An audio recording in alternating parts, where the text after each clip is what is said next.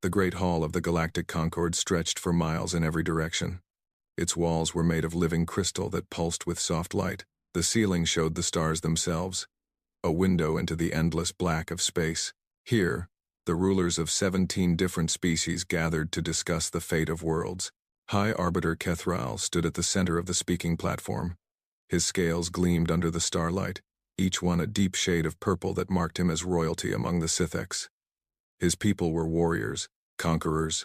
They had built an empire across 300 star systems, and they hungered for more. But today, Kethral was not here to discuss conquest. He was here to ask a question that had bothered his people for generations. "I demand to know," he said, his voice echoing through the vast chamber, "why Sector 7G remains closed to us." A murmur ran through the assembled delegates. The insectoid cricks clicked their mandibles in agreement. The gas giant dwelling Omnith flickered with curious colors. Even the stone-like breviary shifted their massive bodies to pay attention. Sector 7G was a mystery. A single yellow star on the edge of known space, surrounded by a quarantine zone that no ship was allowed to enter. The prohibition was older than most civilizations in the Concord. No one remembered why it existed. No one questioned it, until now. "The quarantine has stood for 12,000 years, replied Ambassador Veth of the Omnith, his gaseous form swirling with annoyance. "Why question it now?" "Because my people need resources," Kethral answered. "Our war with the Cricks drains us dry. The asteroid belts of Sector 7G contain minerals worth more than entire star systems. And what guards them? Nothing but an ancient law and primitive radio signals from a single planet. The law exists for a reason," said a new voice. Everyone turned. The speaker was not a delegate. It was something far older. The Valanthi rarely attended assembly meetings. They had no need for politics or trade. They were ancient beyond measure, their bodies made of crystal that had formed when the galaxy was young. They watched, they remembered, and sometimes, when they felt it necessary, they spoke. This Valanthi was known only as the Witness. It was said to be the oldest living being in the galaxy. Its crystalline form towered above the other delegates, casting rainbow shadows across the floor. "The law exists," the Witness repeated, "because we created it. Long ago, before your species crawled from your birth seas, Arbiter, before the Cricks built their first hive, before any of you existed, we found what lives in Sector 7G. Kethral narrowed his eyes. "And what lives there that frightens the mighty Valanthi?" The Witness was silent for a long moment. When it spoke again, its voice was different, softer, almost sad. "They call themselves humans." Another murmur rippled through the assembly. Humans. The word meant nothing to most of them. A primitive species on a primitive world, radio signals and chemical rockets. Nothing worth fearing. "We found them long ago," the Witness continued. "They were barely more than animals then. They fought each other with sharpened stones and lived in caves. But we saw something in them, something that made us watch more closely." "What did you see?" asked one of the breviary, its voice like grinding rocks. "Potential. Terrible potential." The Witness's crystal body flickered with old memories. They learned faster than any species we had ever encountered. In the time it took other civilizations to discover fire, they had built cities. In the time it took others to build cities, they had split the atom. They grew faster than anything we had ever seen. Kethral laughed. "So they are intelligent. Many species are intelligent. This is no reason to fear them. You do not understand." The Witness moved closer, and despite himself, Kethral took a step back. "It is not their intelligence that makes them dangerous. It is what lies beneath it. We studied them, Arbiter. We watched them for thousands of years. And what we saw terrified us." The hall fell silent. No one had ever heard a Valanthi admit to fear. "They are not bound by logic," the Witness said. "They do not follow the laws that govern all rational life. They will sacrifice themselves for abstract concepts. They will die for ideas. They will burn their own worlds rather than surrender them. And worst of all, they remember. They hold grudges for generations. They pass their hatreds from parent to child like precious gifts." "Superstition," Kethral said, but his voice was less certain now.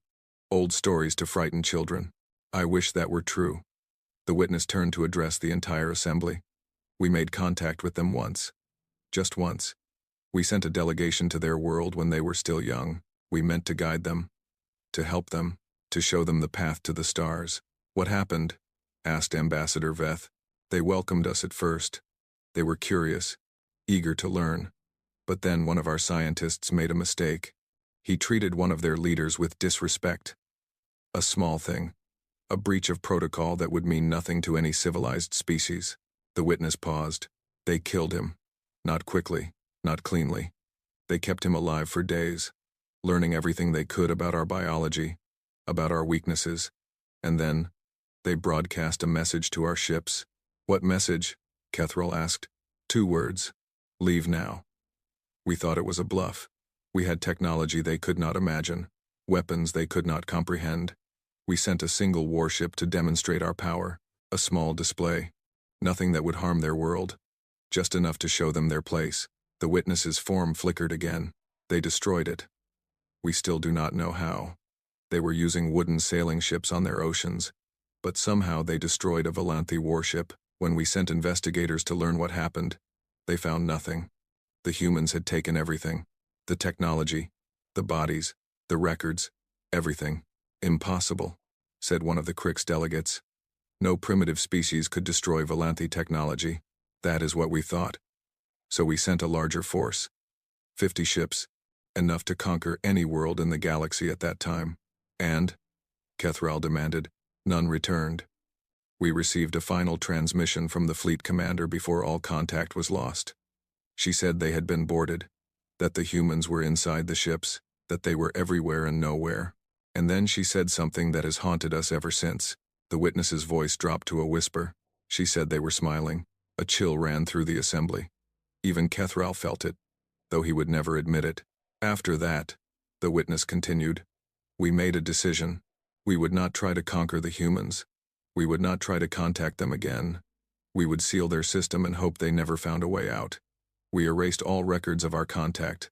We forbade any species from entering their space. And we waited. Waited for what? Asked Ambassador Veth. For them to destroy themselves. That is what we hoped. They are violent, self-destructive. They fight each other constantly. We believed they would burn their world to ash before they ever reached the stars. The witness turned back to Kethril. But they have not destroyed themselves. They have grown. They have built machines that fly. They have touched their own moon. And every day, they come closer to breaking free of their quarantine.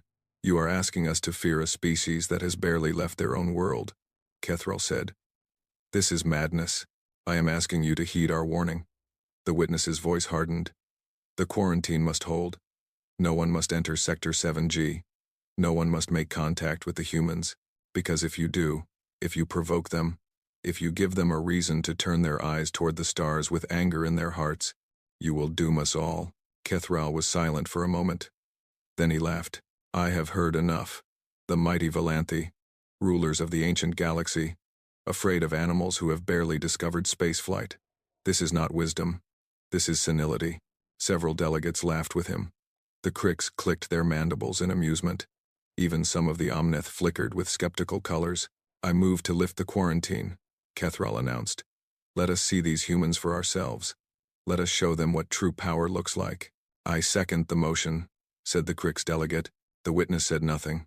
It simply stood there, ancient and silent, as the assembly voted. The motion passed by a wide margin. Only the Valanthi voted against it. And when the vote was finished, the witness turned and began to drift toward the exit. Where are you going? Kethril called after it. The witness did not turn around. Home, it said. To prepare. Prepare for what? Now, the witness did turn. Its crystalline form caught the starlight. And for just a moment, it seemed to contain all the sorrow of the ages, for the end of everything you know, and then it was gone. The assembly continued its business. Trade agreements were signed. Territorial disputes were settled. The lifting of the quarantine was celebrated as a triumph of progress over superstition. 300 years passed. The Scythex dominion grew powerful. Their war with the Crix continued, draining resources from both sides. And all the while, the riches of Sector 7G called to them. Untapped asteroid belts, virgin planets, wealth beyond imagination. High Arbiter Kethril had long since died, but his descendants carried his ambitions. His great-great-grandson, also named Kethril in his honor, rose to command the Dominion's greatest fleet. 16 dreadnoughts, 400 support vessels. The most powerful military force the Sithx had ever assembled, and it was aimed at a single yellow star on the edge of known space. Commander Kethril stood on the bridge of his flagship, watching the stars streak past as his fleet traveled through hyperspace. In a few hours, they would arrive at the Sol system. They would claim its riches. They would add humanity to their list of conquered species. He had read the old records, the Volanthi warnings, the stories of vanished fleets and smiling killers. He considered them nothing but propaganda. The Volanthi were old and tired. They feared everything. But the humans were just humans. A single species on a single world. They had never faced a real enemy. They had never seen the power of a true interstellar civilization. They would learn. "Commander," said his second, a young officer named Vethal, "we will arrive at the Sol system in 3 hours. Good. Prepare the broadcast. I want these humans to know who their new masters are." "Yes, Commander." "And if they resist?" Kethril smiled. It was not a kind smile. "Then we will teach them the cost of resistance."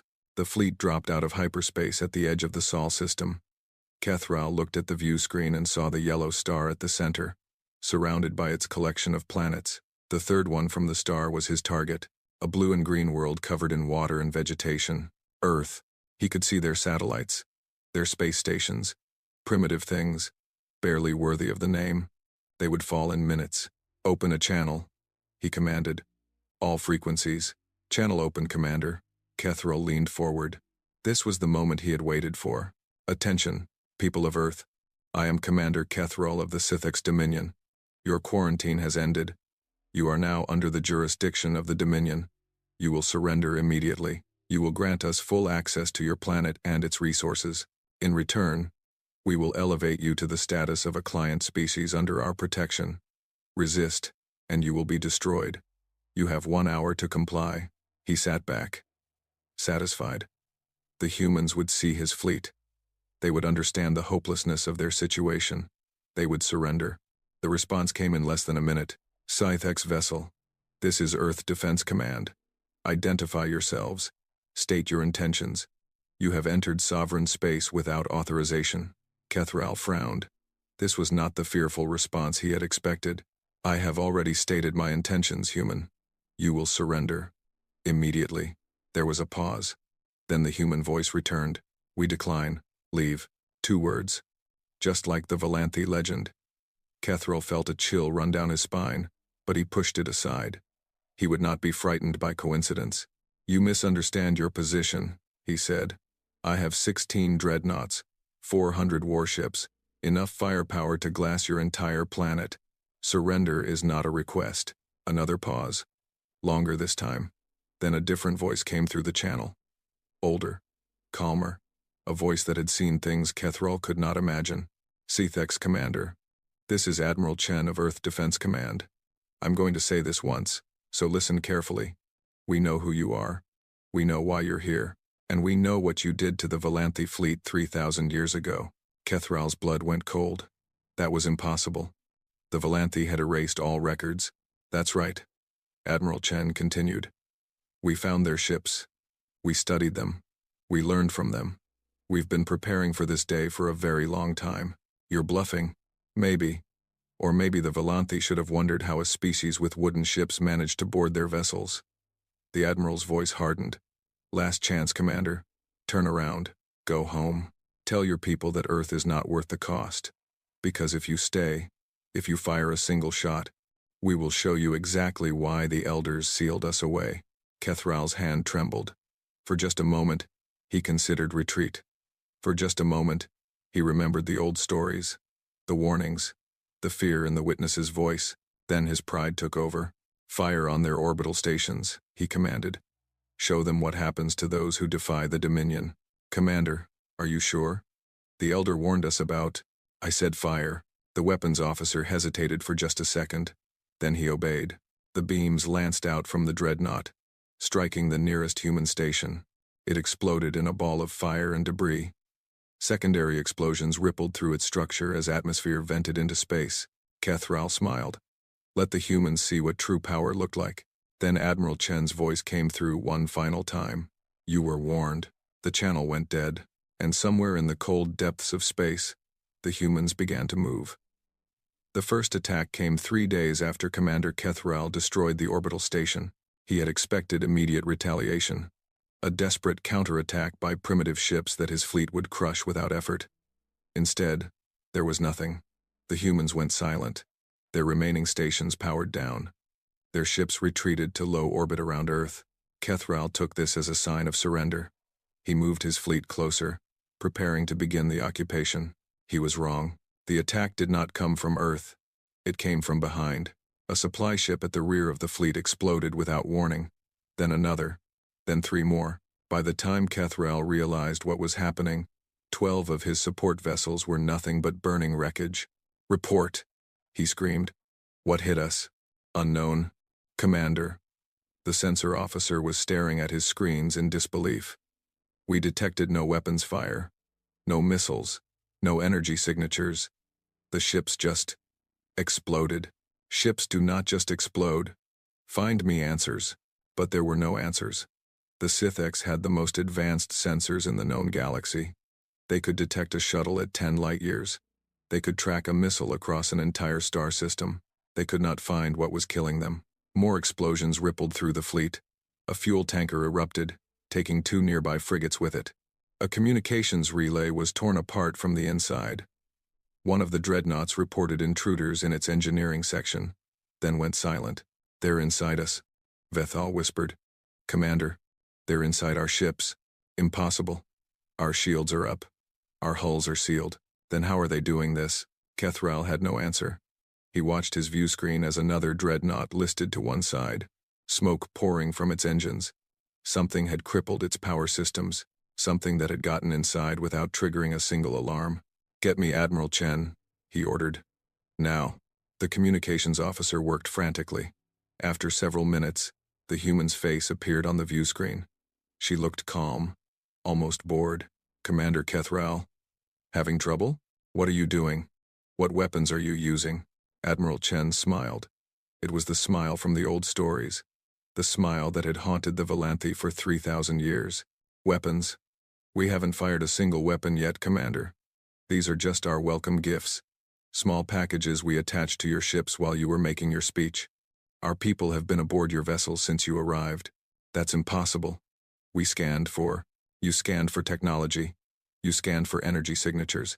You didn't scan for people floating in the void with nothing but a suit and a bomb." Her smile widened. "Did you know humans can survive in space for almost 2 minutes without protection? Just long enough to attach a surprise to your hull and get back to the shuttle." Kethral felt sick. "You sent your own people into space without protection?" "We sent volunteers. Thousands of them. People who knew they might not come back. People who chose to risk their lives for their world." She leaned forward.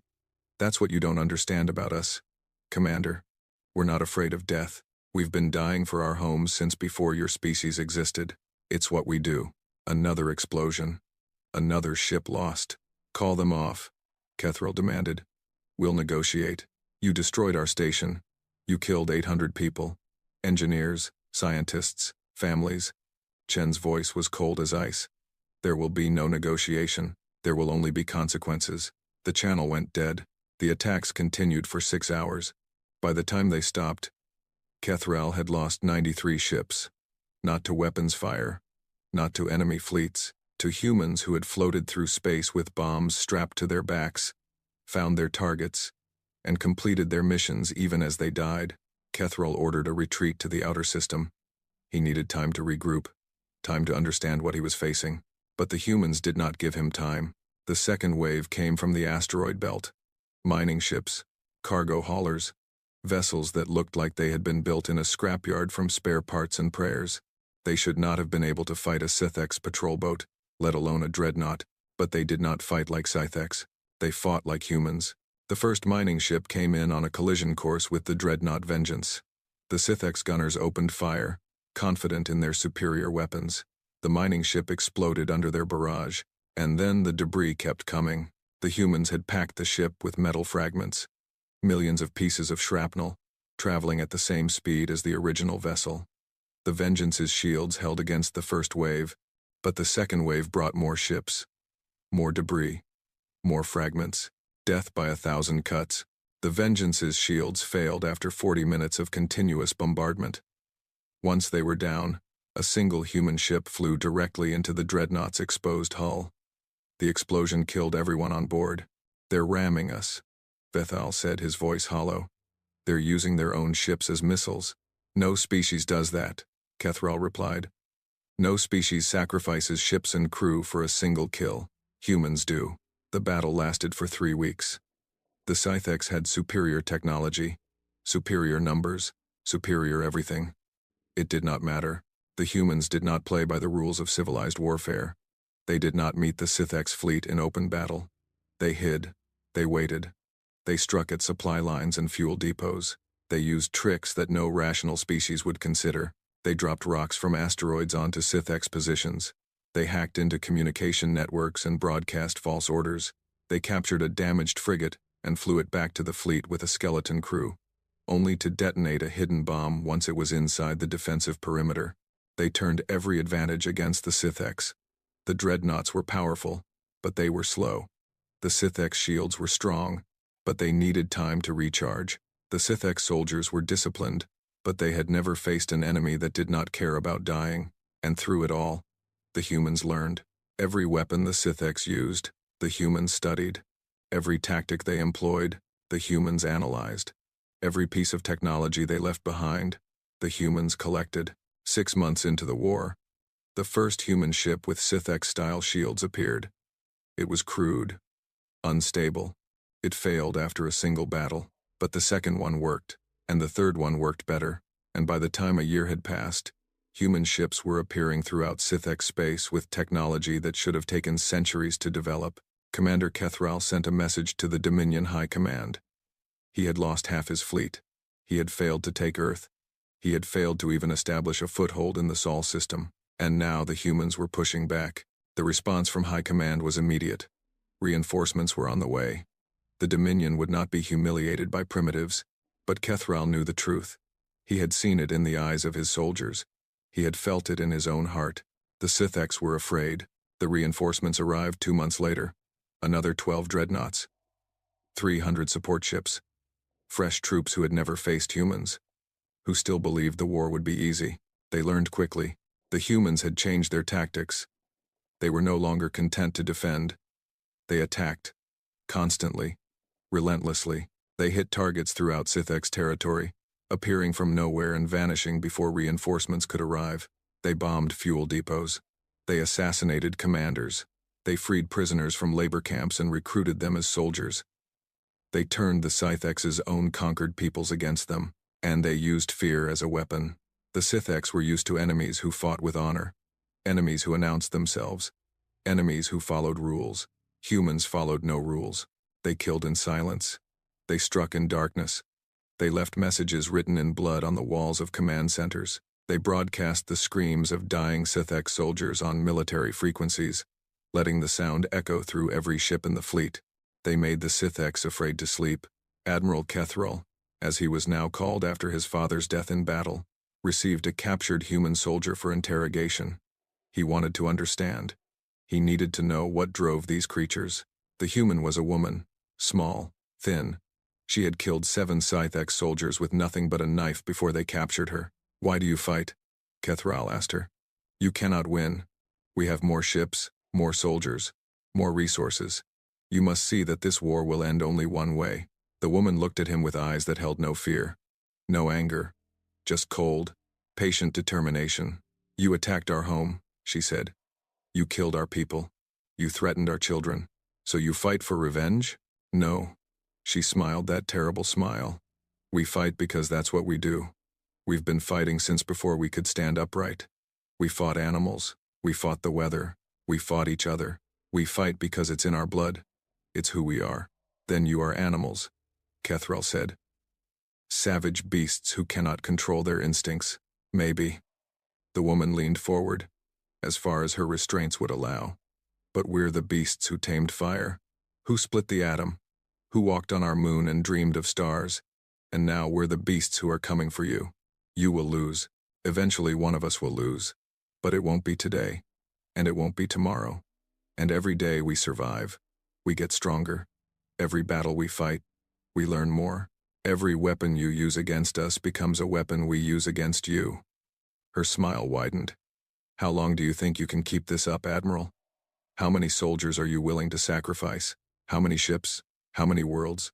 Kethral said nothing, because I can tell you exactly how many we're willing to sacrifice.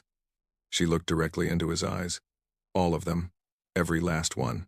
We will burn our own worlds before we let you take them. We will fight to the last human. The last child. The last breath. That's what your elders tried to warn you about. That's why they sealed us away. She sat back. We don't know how to stop. We never have. And you just gave us a reason to keep going forever. Kethral had the woman executed.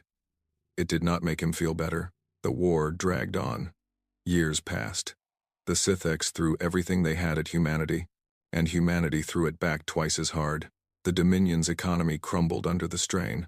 Worlds that had been conquered generations ago began to rebel, inspired by human resistance. The Crix, smelling weakness, increased their attacks on Sithx borders, and the humans kept coming. They took their first Scythex colony world in the 7th year of the war, a small planet called Veth Prime. The Scythex had expected them to destroy it, to glass the surface and kill everyone on it. Instead, the humans occupied it. They set up hospitals. They offered food and shelter to the Scythex civilians. They treated the wounded soldiers and released them. It was the cruelest thing they could have done, because the soldiers went home with stories. Stories of humans who could have killed them but chose not to. Stories of kindness mixed with terror. Stories that made no sense. How could a species that fought like demons also show mercy like saints? The answer came from a human broadcast, transmitted on all frequencies so every Scythex in the galaxy could hear it. People of the Dominion, this is Admiral Sarah Chen of the Human Alliance. Your leaders started this war. Your soldiers invaded our home. Your weapons killed our families. But we do not hold you responsible for the crimes of your rulers. We know that most of you never wanted this. You were following orders. You were doing your duty. We understand duty.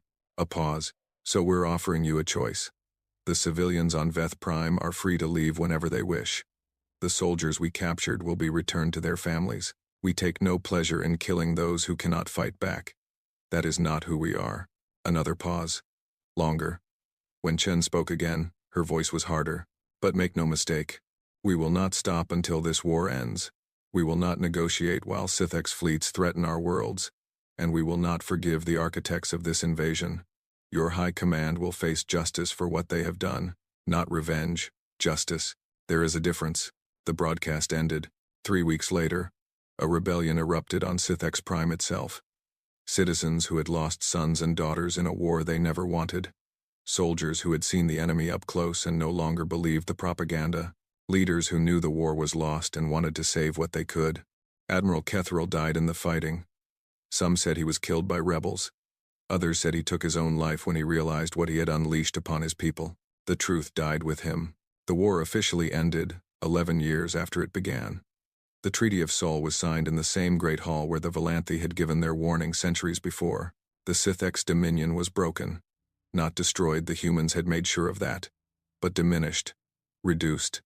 A shadow of what it had once been. And humanity stood among the stars for the first time. Not as supplicants or subjects, but as conquerors who chose to show mercy. The Valanthi watched in silence. They had predicted war. They had predicted destruction. They had not predicted this. The witness spoke to the human ambassador after the treaty was signed. You could have destroyed them, it said. You had the power, the justification. Why did you spare them? The ambassador, a young man named David Chen, grandson of the admiral who had first faced the Sithx, considered the question carefully. Because we're not just warriors, he said finally. We're builders too. Healers, teachers.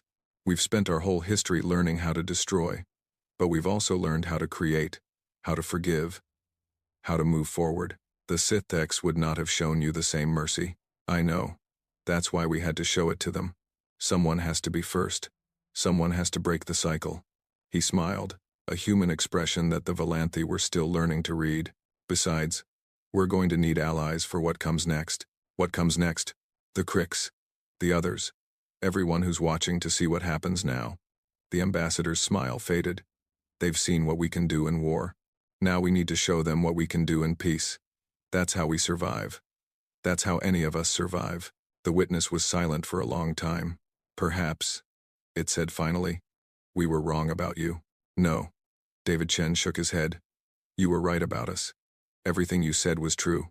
We are dangerous. We are relentless. We don't know how to stop. But you forgot something important. What? We get to choose what we don't stop doing. And we choose to build, to help, to protect.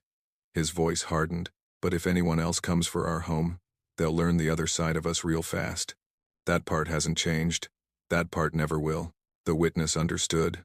For the first time in millennia, it felt something it had thought impossible. Hope. But out in the galaxy, others were watching. Others were calculating. Others were convinced that the Scythex had simply been weak. The Crix Collective had learned nothing from the war they had witnessed, and they were about to make the same mistake.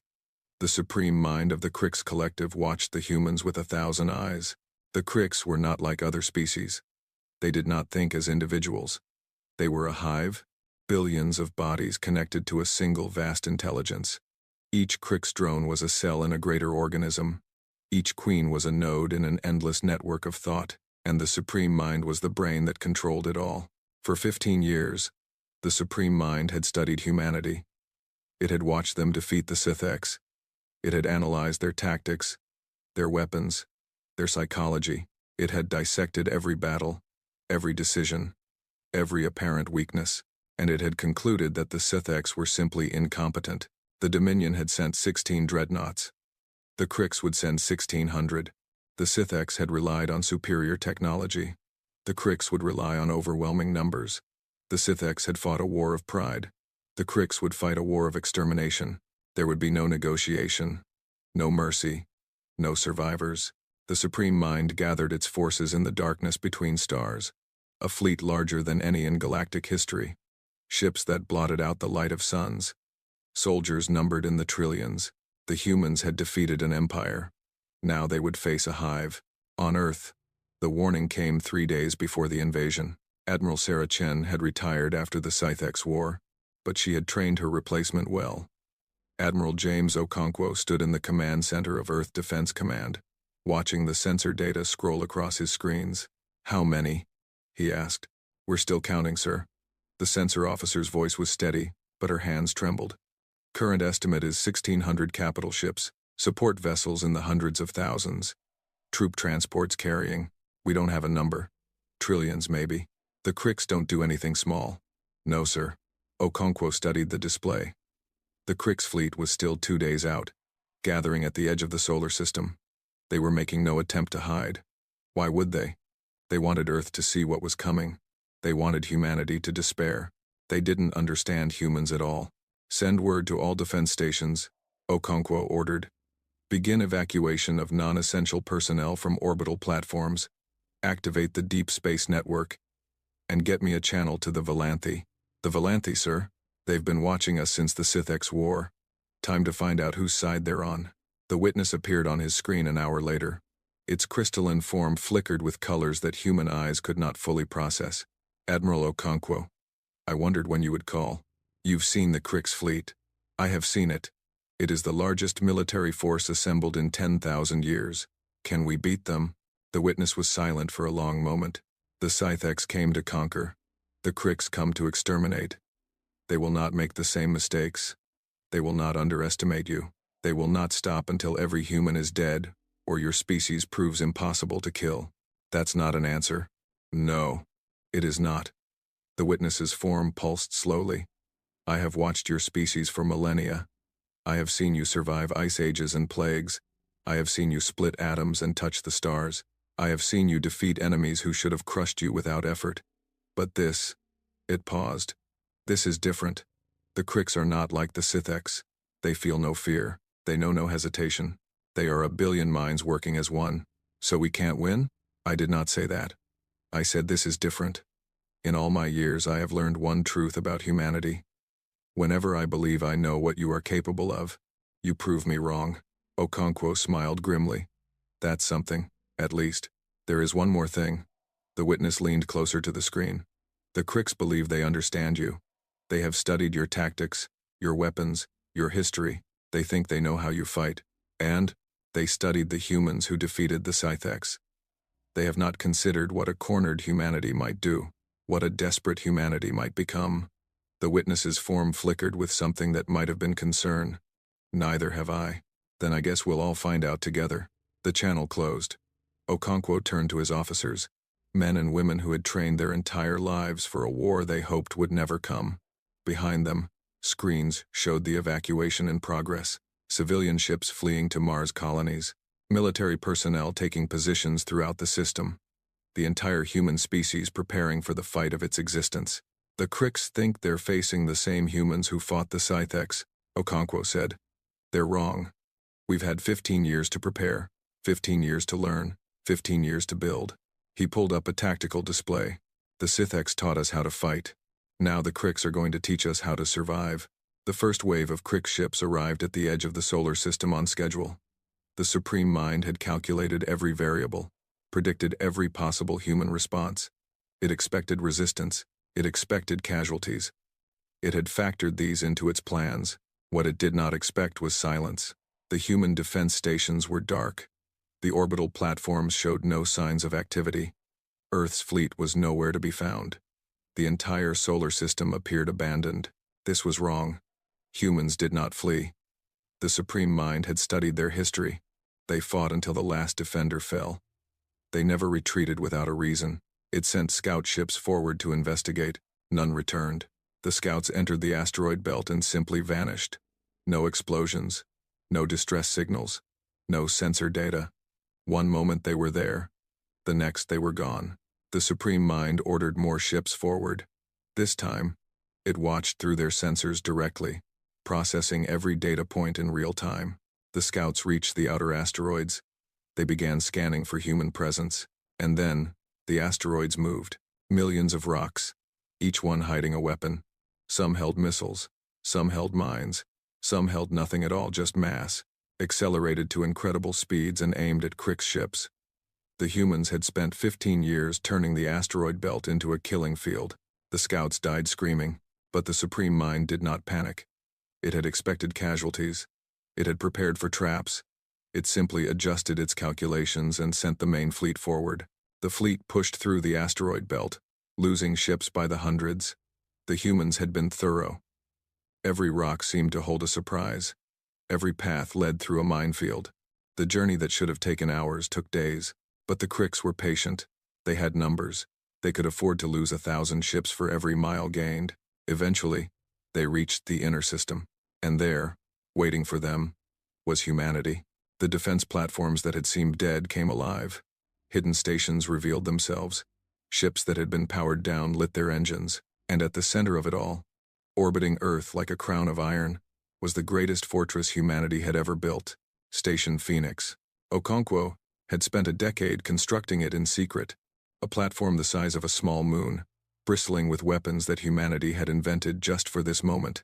Particle beams, kinetic launchers, missile batteries, technologies that no other species had ever seen. The Cricks fleet paused.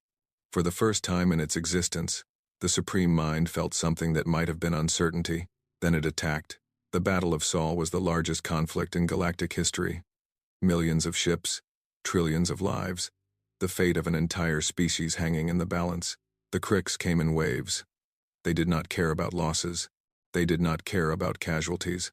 They were a hive, and the hive would survive even if billions of drones died. They threw themselves at the human defenses with mindless determination, trusting in numbers to carry the day. And for a while, it worked. Human ships fell. Defense platforms were overwhelmed. Station Phoenix took damage that should have destroyed it 10 times over. The outer defensive lines collapsed one by one, but humanity did not break. For every ship they lost, they made the Cricks pay double. For every platform that fell, another held twice as long. The defenders fought with a fury that the Supreme Mind had not calculated, could not comprehend, because the Cricks had made a mistake. The same mistake the Scythex had made before them. They had threatened Earth.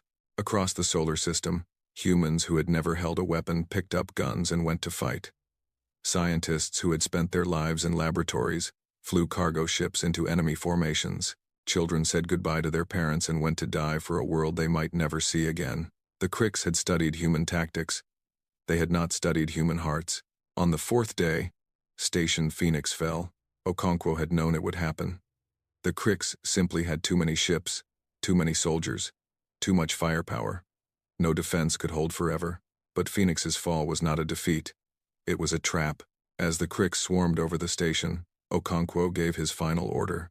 The fusion reactors at Phoenix's core overloaded simultaneously. The explosion vaporized the station and everything within 1,000 kilometers. 300 Cricks capital ships died in an instant. Okonkwo died with them. His last words, broadcast on all frequencies, were simple. For Earth, the Supreme Mind reeled. It had lost more ships in that single explosion than the entire Sith-X war had cost them. Its calculations were in ruins. Its predictions were worthless. And the humans kept fighting. With Phoenix gone, humanity fell back to the final line of defense. Earth itself.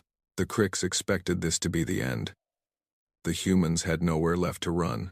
Their fleets were shattered. Their stations were destroyed. All that remained was a single world, guarded by whatever forces humanity had left. The Supreme Mind ordered the final assault. What it found was a nightmare. Earth was not just defended. Earth was weaponized. Every ocean hid submarines loaded with nuclear missiles. Every mountain contained bunkers packed with soldiers. Every city was a fortress. Every citizen was a soldier. The humans had spent 15 years preparing their homeworld for this moment, and they had done something else. Something the Cricks had never considered. They had reached out to the Sith-X. The ships that dropped out of hyperspace behind the Cricks fleet were not human. They were Sith-X, former enemies who had learned what the Cricks had not. That humanity was terrible in war, but generous in peace. The Scythe-X had come to repay a debt. Caught between the human defenses and the Sith-X fleet, the Cricks faltered. For the first time in the battle, the Supreme Mind considered retreat. But retreat was not in the Cricks' nature. They were a hive. They did not flee. They won, or they died. They chose death. The battle raged for 9 more days. The Cricks threw everything they had at Earth. The humans threw everything back. Cities burned. Continents shook. The sky itself seemed to crack under the weight of weapons fire. And then, on the 9th day, something broke. The Supreme Mind had always assumed it was invincible. 1 billion minds working as one. A network of thought that spanned star systems. Surely nothing could threaten such a being. But the humans had been listening to Cricks' communications since the war began. They had learned how the hive worked, how the queens connected to the Supreme Mind, how information flowed through the collective. They had found the weaknesses.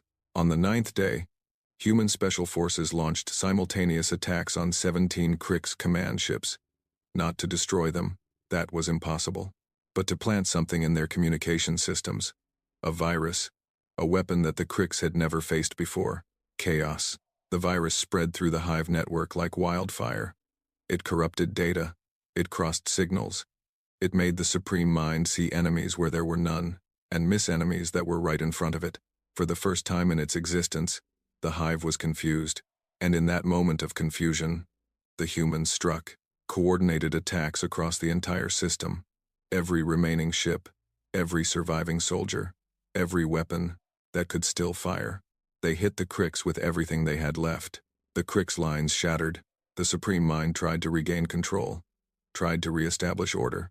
But the virus was everywhere now, spreading faster than it could be contained. Drones turned on each other. Queens gave contradictory orders. Ships collided with their own allies. The greatest hive in the galaxy was tearing itself apart, and the humans did not stop. They hunted the surviving Crick ships across the system. They destroyed troop transports by the thousands. They showed no mercy, gave no quarter. They had been pushed to the edge of extinction, and now they pushed back with all the fury their species could muster. By the end of the 10th day, the Cricks invasion force was destroyed, not defeated, destroyed. Of the 1,600 capital ships that had entered the Sol system, fewer than 100 escaped. The trillions of drones that had dreamed of conquering Earth were dead, their bodies floating in the void between worlds, and humanity, battered and bloodied but unbroken, stood victorious. The Supreme Mind retreated to its core systems to rebuild. It had lost more than ships and soldiers. It had lost something far more precious, its certainty. For the first time in 10,000 years, the Crix Collective knew fear, and out in the galaxy, everyone else was watching. The Valanthi, the Omnith, the Brevari, the dozens smaller species who had assumed humanity would be crushed. They had all been wrong. The elders had warned them. They had said humanity was dangerous. They had said the humans should be left alone. No one had listened. Now everyone understood. But the war was not over.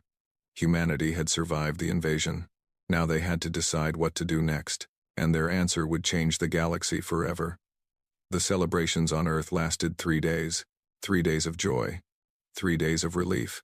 3 days of mourning for the billions who had died defending their home. Then humanity went back to work. Admiral Maria Santos stood before the Council of Nations in the rebuilt United Earth Parliament. She was young for an admiral, just 42 years old. But the war had killed most of the senior officers.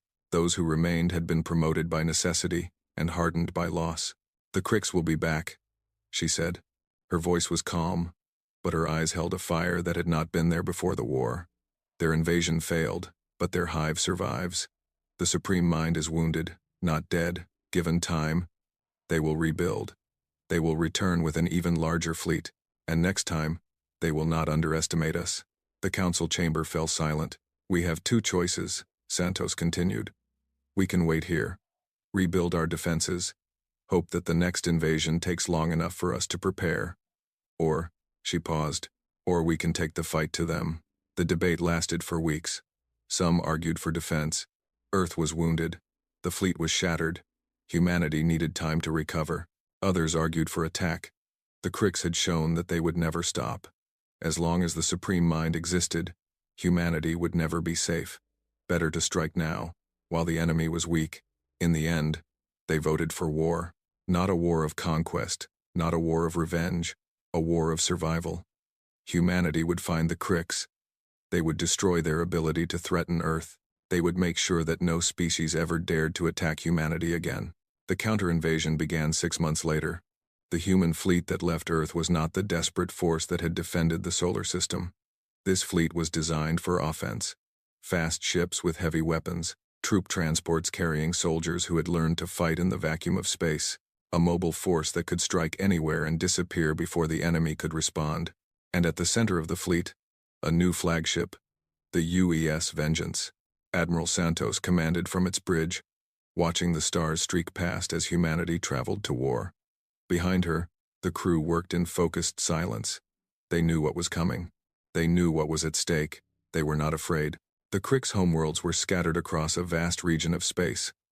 Hundreds of planets connected by the Hive network. Some were breeding worlds, where queens spawned trillions of drones. Others were industrial centers, building ships and weapons for the collective. And at the heart of it all was the Supreme Mind itself, housed in a fortress that had stood for 10,000 years. Santos did not attack the fortress. Not yet. Instead, she attacked everything else. The first target was a breeding world called Nexus Prime. The Crix expected an assault from space orbital bombardment, landing parties, the standard tactics of civilized warfare. Instead, humanity used fire. Nexus Prime had an atmosphere rich in methane. Human scientists had discovered this during their analysis of Crix systems. They had designed a weapon specifically for this world. The missiles launched from Santos's fleet did not carry explosives. They carried ignition charges, hundreds of them, spread across the planet's atmosphere. The entire world burned. The Crix on Nexus Prime died screaming, their connection to the Hive broadcasting their agony to the Supreme Mind. The queens, the drones, the billions of lives that had hoped to spawn the next invasion of Earth, all of them, gone in a firestorm that lasted for weeks. Humanity had announced its presence. The Supreme Mind responded immediately. Fleets were dispatched to protect key systems. Defenses were strengthened around industrial worlds. The Hive prepared for a war unlike any it had faced before. But humanity did not fight like the Hive expected. They did not meet fleets in open battle. They did not siege industrial worlds. They did not follow any pattern the Supreme Mind could predict. They simply appeared, attacked, vanished. Human ships struck at supply lines, destroying convoys before they could reach their destinations. Human soldiers infiltrated Crix stations, planting bombs that exploded days or weeks after they had gone. Human hackers attacked the Hive network, spreading chaos and confusion through the collective mind. And always, they learned. Every battle taught humanity something new about the Crix. Every captured piece of technology was analyzed and improved. Every weakness was exploited, then exploited again in ways the Crix never anticipated. The war spread across Crix space like a disease.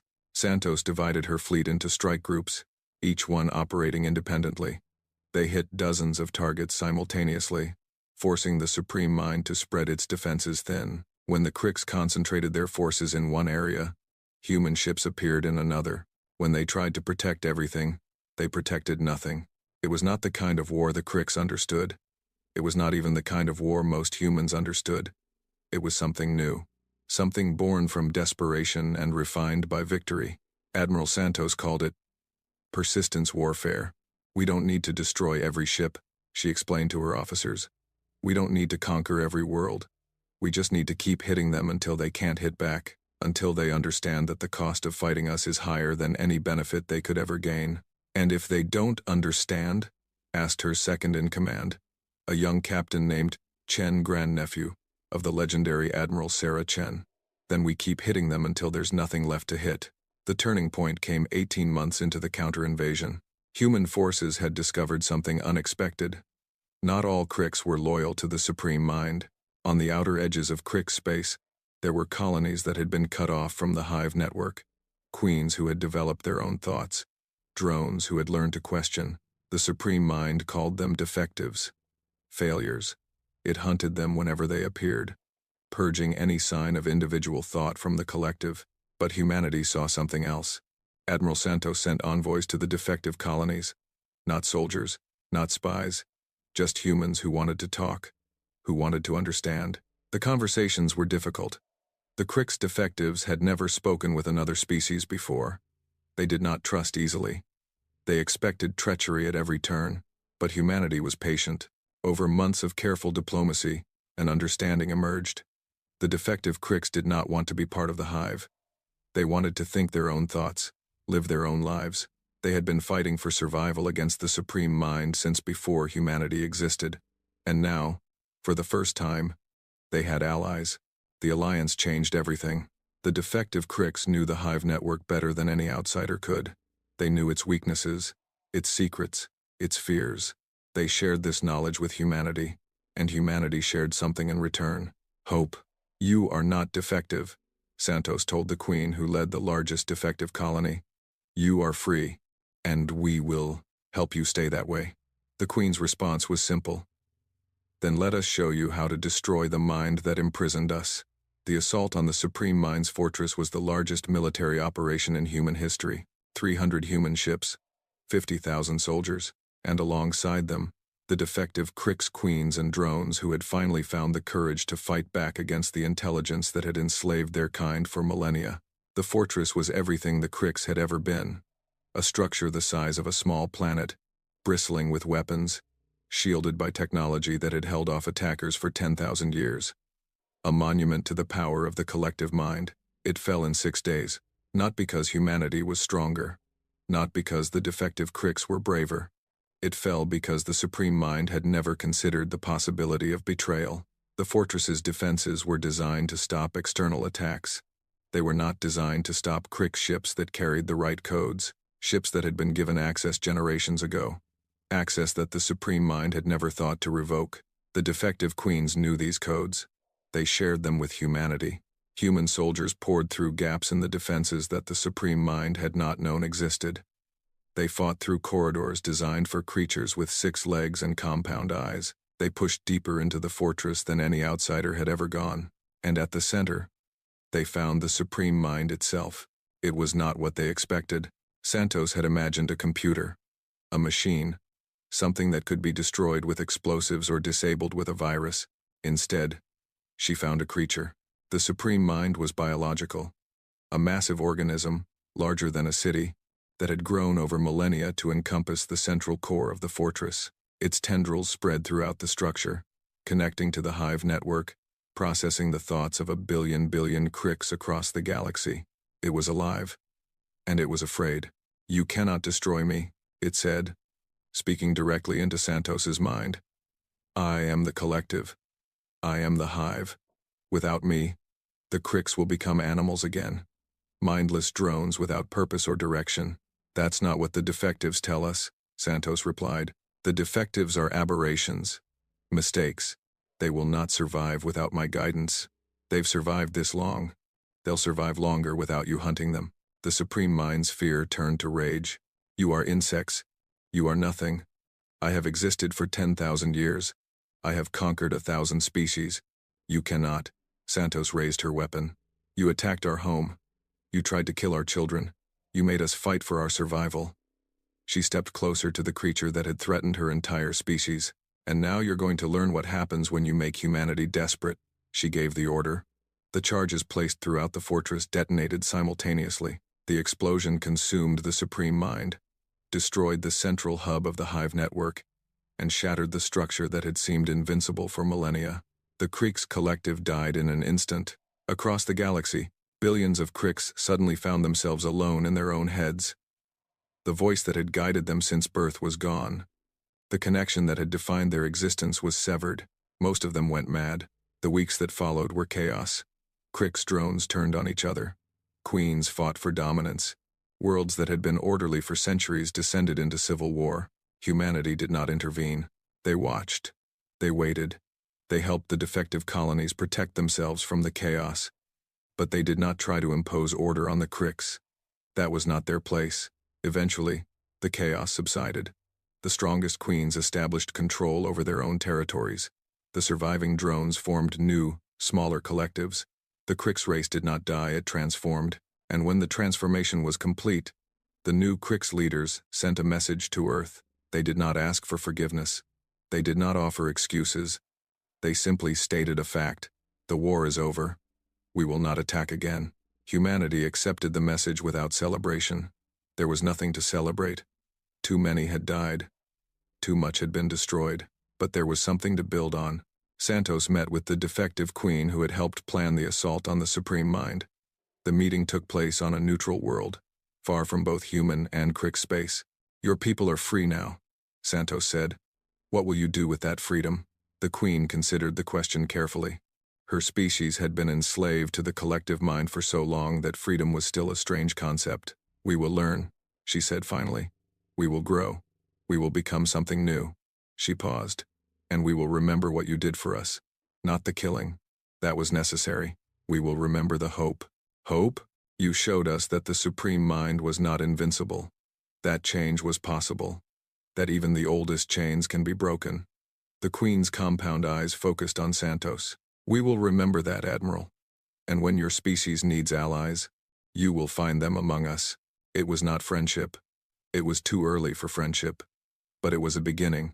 Santos returned to Earth as a hero, the woman who had led humanity's counterattack, the woman who had destroyed the Supreme Mind, the woman who had proven that no threat, no matter how vast, could overcome human determination. She did not feel like a hero. She felt tired.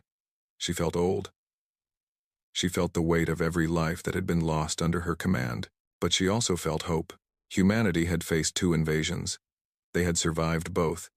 They had proven themselves to the galaxy. Now they had to decide what kind of species they wanted to be. Not just warriors, not just survivors, something more. The Galactic Concord was watching. The Valanthi were waiting. A universe of possibilities was opening before humanity, and for the first time in their history, humans were ready to reach out and grab it. But they would do it their way, on their terms, because that was what it meant to be human. 50 years had passed since the first Cethex ship entered the Sol system. 50 years of war. 50 years of loss. 50 years of learning what humanity was capable of when pushed to the edge of extinction. Now it was time for something new. The Great Hall of the Galactic Concord was as magnificent as it had always been. Crystal walls that pulsed with light. A ceiling that showed the stars themselves. Delegates from dozens of species gathered to discuss the fate of worlds. But the atmosphere was different now. The Cethex delegation sat quietly in the corner, their once proud scales dull with age and defeat. The Cricks representatives, the few queens who had emerged from the chaos after the Supreme Mind's destruction, huddled together, still learning how to think as individuals. The Omnith flickered nervously. The Bravari shifted their massive bodies with uncertainty. Everyone was waiting. Everyone was afraid. The doors at the far end of the hall opened, and the human delegation entered. There were only 5 of them, a small group compared to the dozens of delegates from other species. But as they walked down the central aisle, every eye in the chamber followed them. Every mind focused on their approach. Commander Sarah Chen led the delegation. She was the granddaughter of Admiral Sarah Chen, who had first faced the Scythex invasion. She was the great-niece of Captain Chen, who had died defending Station Phoenix against the Crix. She carried the weight of her family's legacy in every step. Behind her walked 4 others, a general who had led ground forces against the Crix, a scientist who had cracked the Hive Network's codes, a diplomat who had negotiated the alliance with the defective queens, and a poet who had written the words that kept humanity's spirit alive during the darkest days of the war. They reached the speaking platform and stopped. For a long moment, no one spoke. The hall was silent except for the soft hum of the living crystal and the distant whisper of stars. Then the witness emerged from the shadows. The ancient Volanthi had not changed in 50 years. Its crystalline form still towered above the other delegates.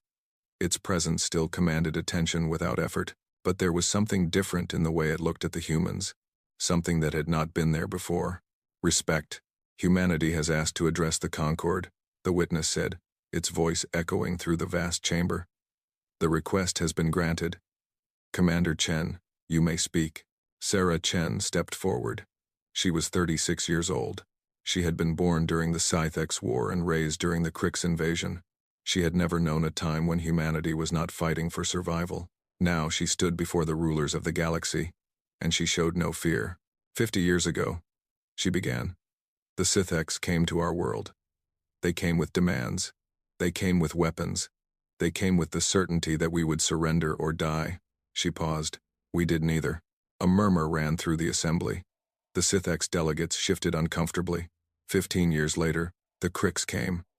They came with more ships, more soldiers, more determination. They thought that what the Scythex failed to do with 16 dreadnoughts, they could do with 1,600. Her voice hardened. They were wrong. The Crix queens made sounds that might have been acknowledgement or shame. Your species have spent millennia building empires, conquering worlds, deciding who was civilized and who was not. You created rules for warfare, traditions for diplomacy, systems to determine who mattered and who did not. Sarah Chen looked around the assembly. And then, you met us.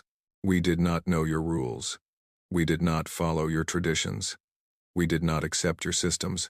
When you came to conquer us, we fought back with everything we had. When you tried to destroy us, we survived. And when you thought you had won, we rose again.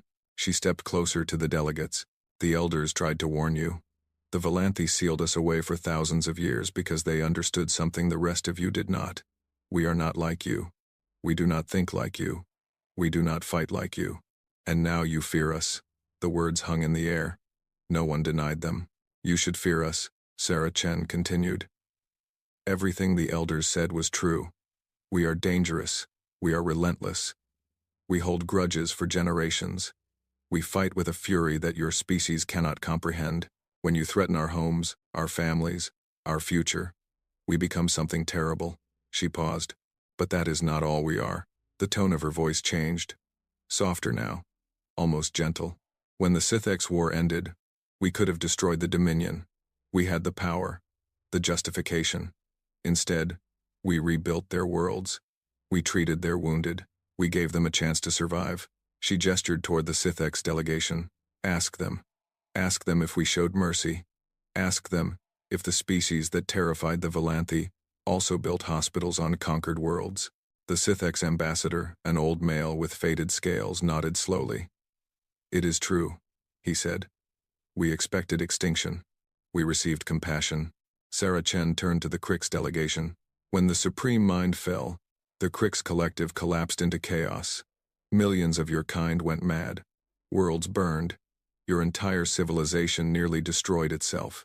The queens shifted uneasily. We could have let you die. We could have finished what the war started. Instead, we helped the survivors find stability. We protected the defective colonies until they could protect themselves. We gave your species time to learn how to be free. One of the queens spoke, her voice clicking and strange to human ears. You destroyed our mind, our unity, everything we were. The Supreme Mind enslaved you, Sarah Chen replied. It controlled your thoughts. It decided your purpose. It hunted any cricks who dared to think for themselves. She met the Queen's compound eyes. We did not destroy your species. We liberated it. What you do with that freedom is your choice. But you have the chance to make that choice. That is more than the Supreme Mind ever gave you. The Queen fell silent. Sarah Chen turned back to the full assembly. So here is the truth about humanity. We are capable of great destruction. We have proven that beyond any doubt. When you push us to the edge, we push back with everything we have. We do not stop. We do not surrender. We do not forgive easily. But we are also capable of great creation, great kindness, great hope. We build as fiercely as we fight. We heal as passionately as we destroy.